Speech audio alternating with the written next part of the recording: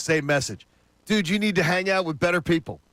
Or you need to run into better people. Oh, you were yesterday the people not feeling it? Because everybody was telling me the general gist of it is they well, I'm going to give you one here. I just want to get it word. Yeah, for your word, neighborhood must be boring, John. No, that area, can be a little laid back at times.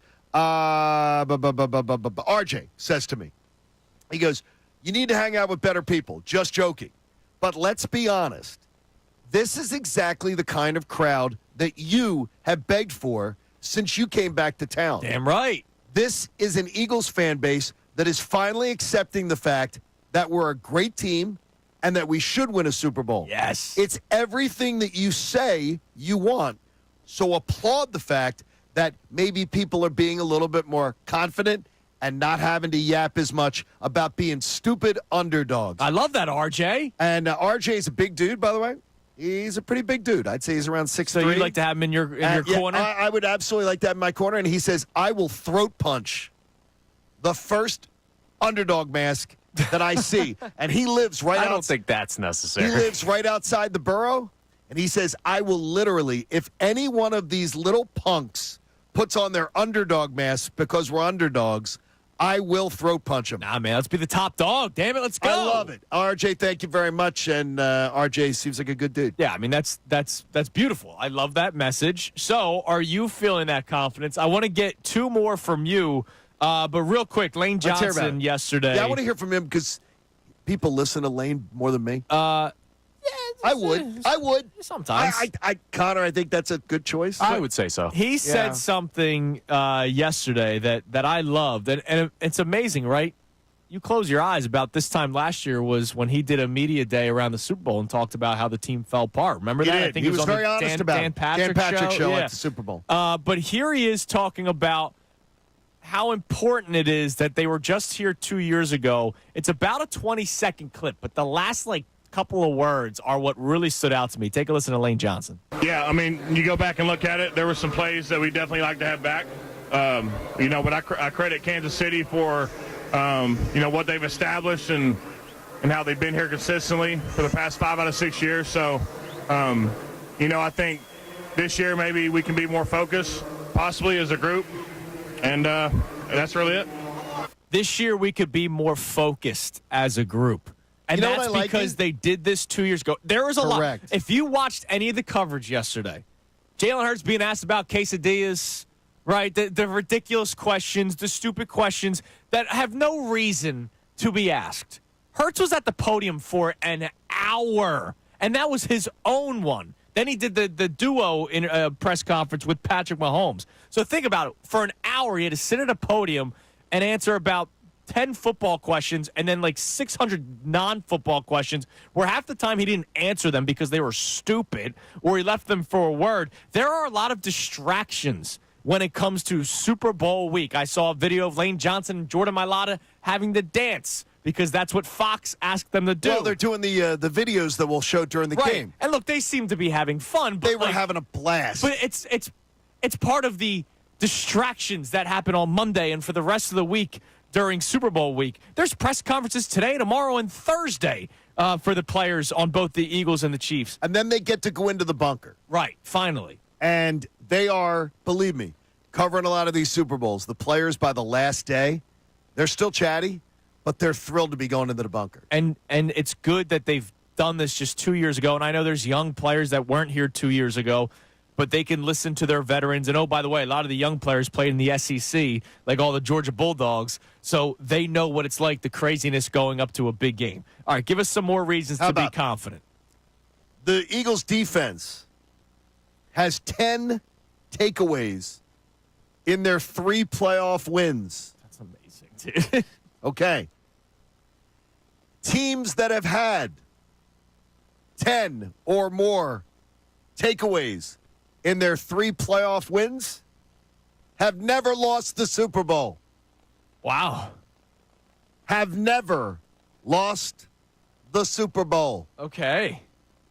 Now, the only problem with that stat, and I will note to you, is that many of the Super Bowl champions played 2 games. Fair. So I'm just keeping it fair and putting it in proper perspective. But if you've taken away the ball 10 times in 3 playoff games, you've never lost the Super Bowl. Now, the final one, and I love this number. The Eagles have allowed just 195 passing yards per game in their last 8 games. 8 games, man. The team that has allowed less passing yards in the second half of the season, last 8 games, is 10 of 11 in the last 11 Super Bowls. These are good numbers. No, they're great numbers, Andrew. Those are great. These are amazing numbers. Those aren't GO numbers, good. Those are GR numbers, great. These are great numbers. Sorry, I didn't value them enough. The Eagles' pass defense is a spectacular indicator, and when you're talking about last 8 contests, you're not talking about small sample size. You're not talking about cherry-picking something. That young secondary has gotten better and better. And by the way, teams have had to pass on them. Yeah, absolutely. This includes they've been leading in these games. The Rams and the Packers and the Commodes all having to pass on them. Yeah. And the Eagles' pass defense doesn't bend enough. And it seems as if the passing yardage has been completed. Around 70% of the passing yardage has been completed within intermediate passing. Yeah. Which can be one of 2 things.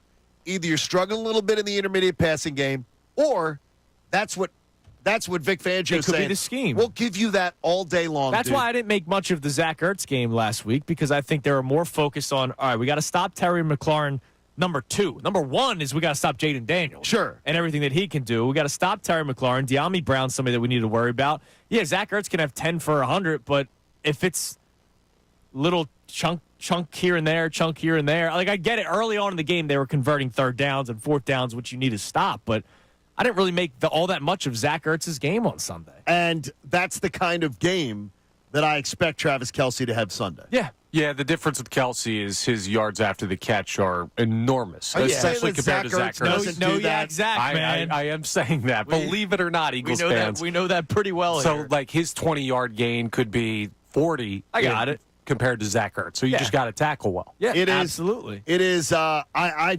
just got to tell you, I am really. The more I dig, sometimes when you dig, you unearth stuff that makes you feel less confident. Right. The more I look at this matchup, again, I say just embrace it and accept it. You should be the favorites. This team's the better team, and this team is going to win a Super Bowl. Damn right. I love that confidence. That's what we're talking about today. Confidence. 610-632-0975. Have you reached that level of confidence? Like, where are you today on the Tuesday leading up to Super Bowl 59? Because this show has been chesty for months now, and I'm starting to feel like every single Eagles fan is getting at least close to where we've been over the last couple of months, Johnny, because they got the feeling that the Eagles, not the feeling, the fact that they're the more talented team. Yes, they have Mahomes. Yes, they have Andy Reid. You have a lot of other pieces that should be highlighted. A lot of them on both sides of the ball, including that offensive line, that running game, which goes to one of John's points about the Chiefs and how they've been leaking oil stopping the run. You have a lot to say. I have a lot to say, man. What's up, guys? Andrew Salciunas, my man John Kincade. You better be following us along all week long, because starting Wednesday and through the rest of the week, we got you covered from Radio Row, Johnny. And it's going to be great because if you follow on our YouTube channel and you like and you subscribe, you're going to get all the great interviews and some of the little fun stuff we're doing behind the scenes to take you along with us to Super Bowl 59. Yeah, obviously you can watch the entire show from 6 to 10, but all those shorts that we'll be doing. John and I are going to be walking around Bourbon Street. John might be carrying me around Bourbon Street. That could happen. So we're going to have a lot of fun, and we'll bring it to you. And be sure to subscribe and like on everything on YouTube and check out our socials too. We got you covered. Absolutely. Thanks.